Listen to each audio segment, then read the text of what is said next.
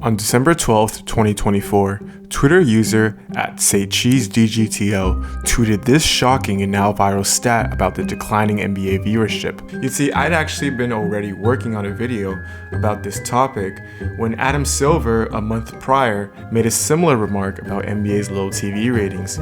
Seeing the influx of content on this topic, I decided to give it a break and revisit it later. Well, later is now. So in this video today, we're gonna deep dive into what went wrong with the NBA. But first, let's look at how we got here. The NBA being in danger is nothing new. The NBA in the 70s were in deep trouble, a league that was infested by drug use and unseriousness. This era was deemed the cocaine era. The league was then famously saved by the legendary rivalry between Larry Bird and Magic Johnson. Because at that particular point, it was only maybe 4 teams that were making money.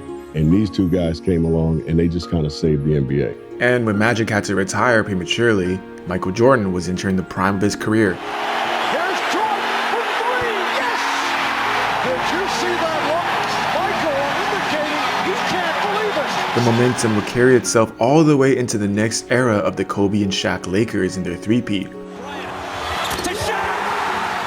However, after the dissolvement of the Lakers, the league would then enter the next dark age, with ratings going under 2 million for the first time since the 90s, and would stay below that line for the majority of the decade. However, in the 2007-2008 season, the league would be surprised on draft day as Boston traded for Ray Allen and Kevin Garnett, forming a new Big Three and the unofficial first super team of the modern era. Later that season, the Lakers themselves would trade for Pau Gasol, a move that propels them back into finals contention.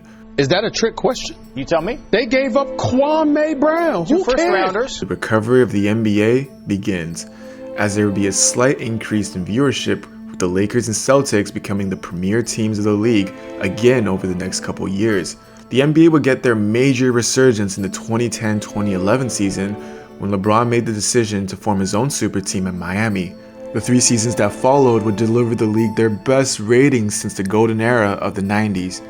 Ratings for the league would go down a little as LeBron would return to Cleveland in the 2014-2015 NBA season, but not to worry, as this sharpshooter from Golden State is the next to revolutionize the game. The Curry and LeBron era of the league is slightly down compared to the previous, but would deliver the highest finals ratings since the early 2000s, with the 2016 Finals Game 7 being the 3rd most watched NBA game of all time. The NBA viewership would be on a slight decline then until the bubble, delivering the lowest rated NBA Finals of all time. And the following year, the NBA would have its lowest rated season yet with an average of 1.36 million. It's also important to note, however, that this was the shortened year where NBA teams played in empty arenas. The league would stabilize the following 2 seasons with an average viewership of 1.6 million. But through the first month of the 2025 NBA season, the games would decline 19% from the year prior, sitting now at 1.4 million viewers. So, what happened? How did we get here? And more importantly, who killed the NBA? Without further ado, let's look at the suspects. Our first suspect is none other than LeBron James. In the 2010 offseason, when LeBron James made the decision to sign with the Miami Heat, it was unofficially the beginning of the player empowerment era. In the years that followed, we've seen players take the empowerment to the next level. LeBron ushering in the player empowerment era of the league has killed the competitive spirit of the NBA. Gone is the era of the rivalries, and in comes the era of the softness, being buddies. Or so, that's what they say. Now, from an individual aspect, I can understand if this argument was being made in the mid-2010s, but LeBron at this point has been on the Lakers for more than half a decade, and before that, his Heat and Cavs tenure delivered the league some of the best ratings of all time. Not to mention the buddy aspect of it goes out the window when LeBron and Steph Curry was one of the greatest rivalries ever. Now let's inspect the team hopping aspect of this through the bigger picture. Since the 2020-2021 NBA season, Kawhi Leonard and SGA are the only superstars that have made an All-NBA first team who have played on multiple teams. And if you want to argue the best of the best, let's look at the MVP award. The last MVP to not be a one-team player was James Harden in 2018. And the last Finals MVP to not be a one-team player was LeBron James in 2020. The best players in the league are predominantly one-team players right now. The shift has already happened, which coincidentally brings us to our next suspect, one of the most well-known one-team players of all time, Stephen Curry. On Christmas Day 2015, the Warriors were playing the Cavaliers. In a third quarter break, commentator Mark Jackson then says this. I thought about this though. Steph Curry's great. Steph Curry's the MVP. He's a champion. Understand what I'm saying when I say this. To a degree, he's hurt the game. This was the genesis of the Steph Curry ruined basketball discourse. Nowadays, it's an argument you will hear a lot from former players. Steph Curry has ruined the league because three-pointers broke basketball. And it's not hard to see why. Teams are shooting more three-pointers than ever. Stars who we thought could break the mold ultimately fit in. Playstyles are being more homogeneous, and on many nights, it just seems that teams who hit the more threes wins the game. But is that really true? That all teams just play the same way now? I mean, three-point volume has certainly gone up, but offensive intricacy is also at an all-time high. I mean, one of the biggest NBA YouTube channels right now specifically break down modern NBA offenses. The way that the Warriors get their three-pointers is very different than the way the Celtics does. And the Nuggets, who look to be the most dominant team the last couple years, actually average the least amount of threes. There's also another benefit to the three-point revolution. Games are becoming more unpredictable than ever. Having a 20-point lead in the NBA today feels much different than back in the day. I'll get on my soapbox briefly. One thing I love about the modern NBA is that you can never be comfortable with a big enough lead. Makes these games so exciting. Look at this Christmas Day matchup between the Lakers and the Warriors. A 9-point lead would be erased in a minute with the help of Curry's magic. Bang! Bang! He ties the game! Or this Kings and Pistons game, where the Pistons seem to be surely out of the game before an endgame barrage netted the Pistons a seemingly impossible win. To Ivy for the pump fake. Oh, he got fouled! Oh! Yes, he Or this Rockets-Wolves game, where a 16-point deficit will be erased in 5 minutes and finished off with an Anthony Edwards game-winning three. Balance three. Oh, he made it! You just talked about it. The craziest part? All these games took place within 48 hours of each other, and sprinkled in between are 3 more game winners and a 21-point Atlanta Hawks comeback. The NBA is as entertaining as it's ever been. So, who should we point the finger at next? Our next suspect is James Harden. Now, I'm a bigger Harden fan than most, but I've noticed that a lot of the flack that people give LeBron and Steph can actually be traced back to Harden and affiliates. Team hopping? How about the all-time expert? He is undefeated in 4 trades in his career. I'm serious. When James Harden's career is over, he should open up a consultancy where he advises players on how to get traded because he's untouchable. And I'm not saying this tongue-in-cheek. Or the three-point evolution. I never thought it was Curry that was the culprit. The Harden-led Rockets team built by Daryl Morey constantly led the league in three-point attempts during the Warriors dynasty. While we're at it, how about foul baiting too? Now, all this is fun and games, but I've also just explained why I don't think the three-point revolution or team hopping is what killed the league. So let's move on to our next suspect. On November 30th, 2012, the San Antonio Spurs were fined $250,000 by the league for resting their starters in a national TV game against the Miami Heat. Yes. What our landscape is tonight, the big 3 gone for San Antonio. I'm going to defend Coach Popovich. This was the Pandora's box moment of what's about to come in the next decade of the league: load management. The argument stems, more teams now are resting their stars, leading to lack of competitiveness in the regular season. Lack of competitiveness in the regular season means lack of fan interest in the game. But does that really reflect the realities of the league? If you're a fan of a team in the Western Conference, you might object. Seemingly, there are no bad teams anymore, and each win or loss can move you into the playoffs or out of the play-in. But in this competitive Western Conference, Michael, every game matters. People that say that these players aren't playing hard during the regular season, they don't know what they're talking about. The Nuggets themselves last year complained about how grueling the regular season has become after losing in the second round. The league is very conscious, however, of the load management problem, and has in recent years implemented changes to combat it. Another side benefit of load management is that NBA players today are now playing longer than ever. The fact that we have 4 generations of players in the NBA right now, all playing at an elite level, is not celebrated enough. Let's look at the All-NBA team from just 10 years prior. The oldest player on this list is Tony Parker at 31 years old. Just 10 years later, there will be 5 players above the age of 31. Players are not only playing longer, but also maintaining their peak performance like never before, creating an unprecedented level of parity in the league. But is that really a good thing? Which brings us to our next suspect, Adam Silver and the dreams of parity. Good evening, and welcome to the 2014 NBA Draft at Barclays Center. As we touched on earlier, when Adam Silver took over the NBA in 2014, it was right during the dawn of the Steph Curry and LeBron era. Over that stretch, while the TV ratings were high, there were concerns that the NBA had become too predictable. The balance between the 2 best teams versus some parity in the league. Where do you stand? Silver knew that with an aging LeBron and Curry, this model wasn't sustainable for the future.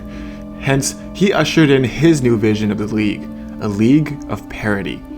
This new system, while I don't want it to be boring, I want to put teams in a position, 30 teams, to better compete. And to a large extent, it has been achieved. There has been, for the first time in the league, a different NBA champion for 6 straight seasons. Retaining championship cores are harder than ever, but while parity is achieved, at what cost? Different champions every year means no more dynasty. No dynasty means no face to the league.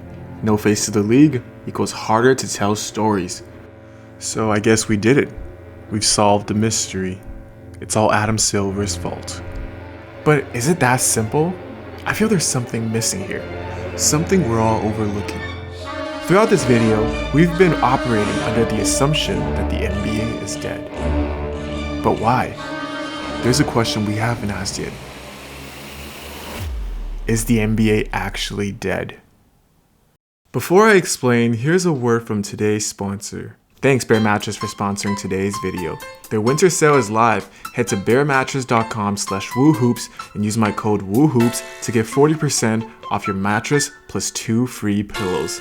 Bear is a premium fiberglass-free mattress designed to upgrade your sleep quality, and it's conveniently shipped to your door for free in the US. To help find the best mattress for you, they have made a sleep quiz that will remove all the guesswork. I took the quiz, and because I sleep alone on my side, Bear matched me with the Bear Elite Hybrid, and it's been so good.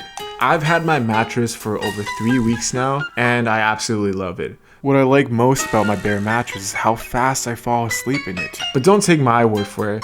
Bear also just ran a survey on over 300 of their recent customers, where 80% saw an improvement in their sleep quality, which is why 95% of those customers said they would actually recommend Bear to a friend. If you tend to sleep hot, Bear's sleep recovery technology uses cellular-powered fabric to help you stay cool throughout the night. All of Bear mattresses are also made without harmful chemicals, so you can sleep soundly knowing there's no off-gassing. Unlike other mattress companies, Bear mattress is actually completely fiberglass free, so you don't have to worry about harmful materials affecting your health. The best part though is that Bear mattress actually delivers to your door for free in the US. And if you're still nervous about buying something you haven't tried, don't worry. Bear actually offers a 120-night sleep trial. You get over 3 months to make sure it's the right fit for you. I love my Bear mattress, and I think you would too. If you're looking to upgrade your sleep, head to bearmattress.com/woohoops and use my code WOOHOOPS to get 40% off your Bear mattress plus 2 free pillows during their winter sale. This is higher than what's being offered on site, so check them out while you can. When we're talking about the NBA being dead, what do we really mean? I mean, what are we really looking at? The international market is growing at an unprecedented pace, breaking records after records. The NBA also has by far the biggest following on social media of the major leagues. And if you want to argue that it's just a US problem, ticket sales are also at an all-time high. So, what are we talking about here? strictly United States television ratings. With that framing and context, I think it's much easier to examine some of the problems. Now let's go back to the original tweet that has sparked so much interest. While it's technically true that NBA ratings have plummeted compared to 2012, that is also a bit misleading, as the league in 2012 was a lockout year that started in December, bypassing the weak October and November months of the league. The same happened in 1999. The season after Jordan retired was the lockout season. The league's average viewership actually went up.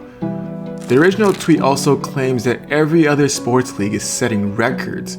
Well, that may be true for the NFL, but the same decline has been seen in other leagues such as the MLB and the NHL. Less people are watching the NBA than ever because people just aren't watching television like they used to. When this question was raised in the past, most of the top replies are about how they prefer to stream games just illegally. I mean, even LeBron James was caught using StreamEast. But of course, we can't just disregard the problem entirely. I mean, the NFL in the exact same time range only lost 4% of the television viewership. And isn't that the NBA's ultimate competition anyway? Throughout this video, you've seen snippets of NBA games throughout the years. Now, what have you noticed? Let's look at this game from the 2010 NBA season. Outside of the Staples Center logo, only the Spalding ad is visible on the hoop. The rest of the illustrations are used to promote the NBA itself. Let's look at this game from the most recent NBA season. How many ads do we notice here on the court? Of course, we have the Crypto.com arena ad, we have the Pachanga ad on the floor, the BBGO ad on the baseline, the Toyota ad on the sidelines, the Delta ad on the scores table, the Prime ad on the basket, another Pachanga ad on the stanchion, the Emirates ad on the back of the referee uniform, and of course, another Delta ad on the chairs. 9 ads staring you in the face at all times during live play. Over the past decade, the NBA has increasingly become more commercialized than ever. It is often unclear whether we're watching a basketball game or a billboard. Are the ads there to support the game, or is the game there now to help facilitate the ads? Obviously, sponsorships aren't all bad. They bring the league a lot of revenue. In fact, I just did an ad read myself. But think about how much better this video would have been without that ad read, or how much worse it would have been if I incorporated it into every aspect of the video. It's a really good mattress, guys. I was initially against players wearing ads on their uniforms, but I understand it's easy money and you hardly notice it while watching. But recently, I've noticed that it's now not just players with the ad patches, but also referees. Referees who are supposed to symbolize neutrality are now out there every night wearing the biggest advertisement patch of all. I don't know, maybe it doesn't bother you, but to me, something feels a little off about that. And that is the theme I keep coming back to, chasing short-term profits over long-term growth. People are interested in the game more than ever, but people aren't interested in watching it on TV. This problem is further perpetuated by the presentation that leads into the games. I often wonder, why do NBA final games nowadays lack the aura of finals of the past? Is it just pure nostalgia? No, I don't think so. This is the intro of the NBA Finals in 2011.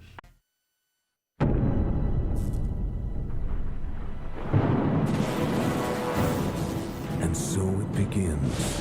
The journey, the destination, the dream. You've lived your life for this one moment. Now, for timing purposes, I'm not going to show the entire intro, but it's about 1 minute and 50 seconds long. It incorporates a narrator, cinematic coloring, a story, a beautifully composed score,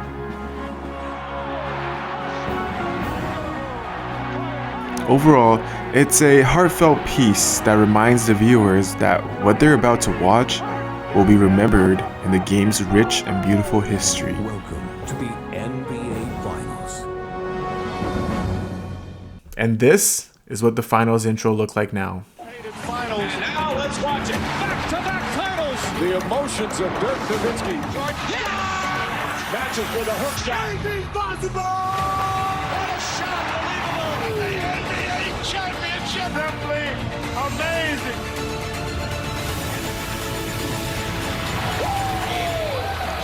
It's the Dallas Mavericks and the Boston Celtics, game 1. In the famous words of Coach Nick, can you hear me shaking my head? And the analysts themselves now have less time than ever to make their points. The 2024 Finals halftime show saw 5 analysts having to share 1 minute and 20 seconds of airtime, around 20 seconds each. With this being the case, it shouldn't be surprising that these analysts often choose viral quotes over actual analysis. Shut him out. I appreciate everything y'all saying. So where the hell is the disgust? Because I'm disgusted. Why even keep analysts around when you can just retain the people that gets you the most clicks? You beat the team? The Bucks are rolling. They're going to Vegas. Blackjack. Wow. And the day you lose, they suck. Get him out of here. Trade Giannis, and he has blood in his hands. Bad team at 0 IQ. I'm like, guys, yesterday I was the best player in the world. Everything about the NBA presentation just feels like an AI being asked how to do the bare minimum while maximizing profits. I mentioned earlier that the league has parity more now than ever, and that majority of the best players in the league have stayed with one team. But there's a big problem with this. These players are not getting airtime. In the 2024-2025 NBA season, the Lakers led the league with 39 national TV games, and the Warriors came in second with 36 games.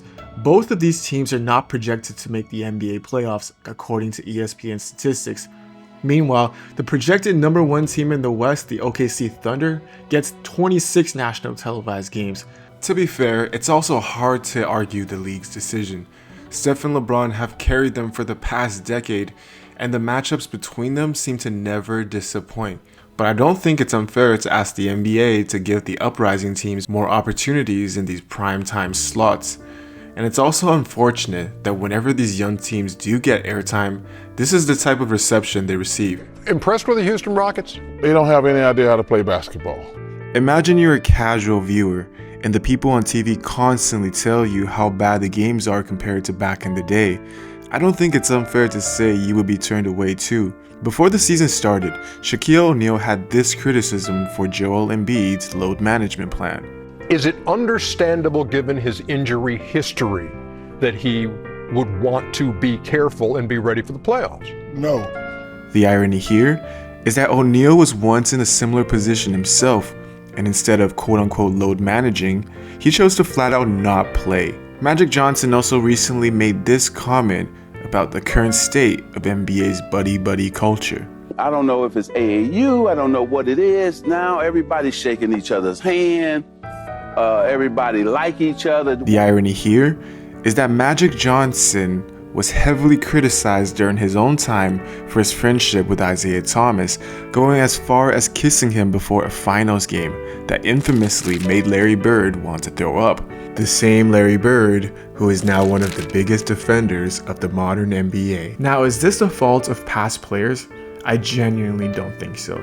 It's only natural to defend your own era, and we see this in every field. I'm by no means saying that their voices should be silenced. But with the way the NBA media is ran, these hot and negative takes will always be the narratives at the forefront because they drive the most clicks and debate. Short-term profit over long-term gains. Imagine how different the 90s NBA coverage would be if the previous generation of players had the biggest platforms. We're not in a great place with media right now. I think we're devaluing things that help build the league up. Everything's too short right now. People are too focused on social media posts, not as much on storytelling. While the hot takes culture and the focus on social media has made the league relevant for year-round, it also changes the focus of the game. Sports analysis shows that used to be driven by NBA storylines are now trying to create headlines that will pop for social media. And now, they're even guided by social media. I mean, this whole discourse was started because of a tweet with shoddy information. When Adam Silver first spoke about it, no one cared. But a viral tweet? Well, now everyone has to get their takes off. Bill Simmons recently argued that the league is in search of its next unicorn moment. I would argue, why can't that be right now? This level of parity in a league has never been achieved before, and we have 4 generations of stars competing for a championship. This is a unicorn moment in itself. We just need to tell this story better.